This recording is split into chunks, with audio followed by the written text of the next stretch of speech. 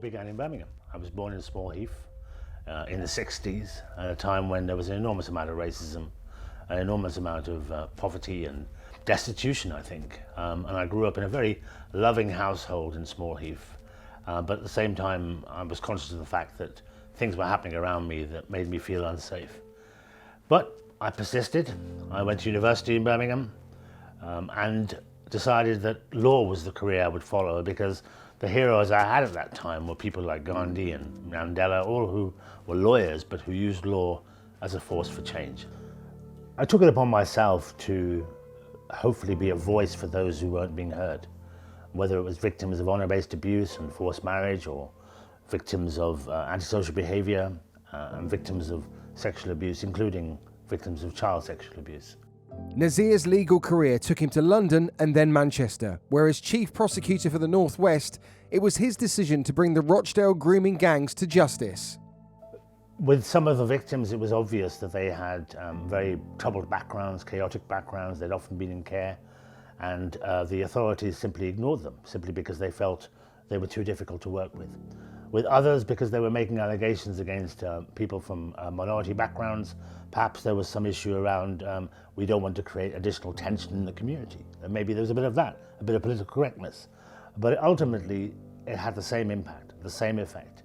Namely, these girls were not listened to, were not heard, and had never received justice. I quickly learned that there were lots of crimes and harmful practices happening in plain sight, in the streets of our cities, and people were just simply walking by as if it was not their problem. What it made me feel is that as a lawyer and as somebody in a position of power and responsibility, I had a duty to do something about it. Nazir's success as a prosecutor meant he became a target himself. I remember back in 2006 finding myself on an Al-Qaeda death list.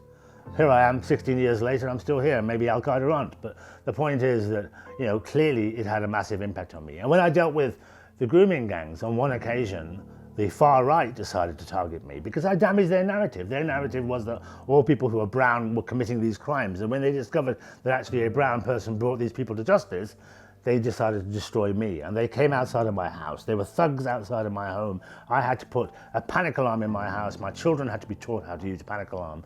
Today, Nazir continues to stand up for vulnerable people, working in education and helping institutions such as the Catholic Church learn from the safeguarding mistakes of the past.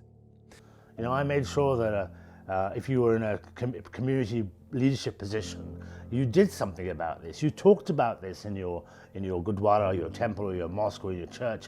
You talked about it in your school. You talked about it in your community centre, rather than pretend that it didn't happen, because these are your children that were dying. These are your children that were being suffering.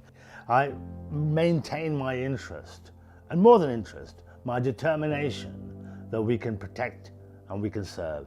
And whenever I used to make a speech in public, I'd always start with the words, "I am your servant." And that's what a public servant really should be.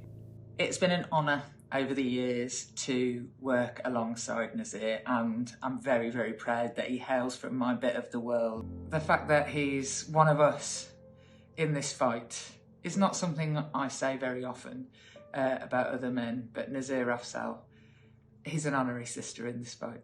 I have long believed that this is our responsibility. When I remember giving a talk about one of my cases, and somebody said, "Do you want us to grass up our neighbours?" And I said, "No, I want us to be a nation of good neighbours. I want us to look after each other's families, each other's children. If you hear of somebody being abused or suspected, do something about it, because they may not themselves have the courage to come forward or to speak up." So we as bystanders have responsibilities, and the major responsibility is to not walk on by.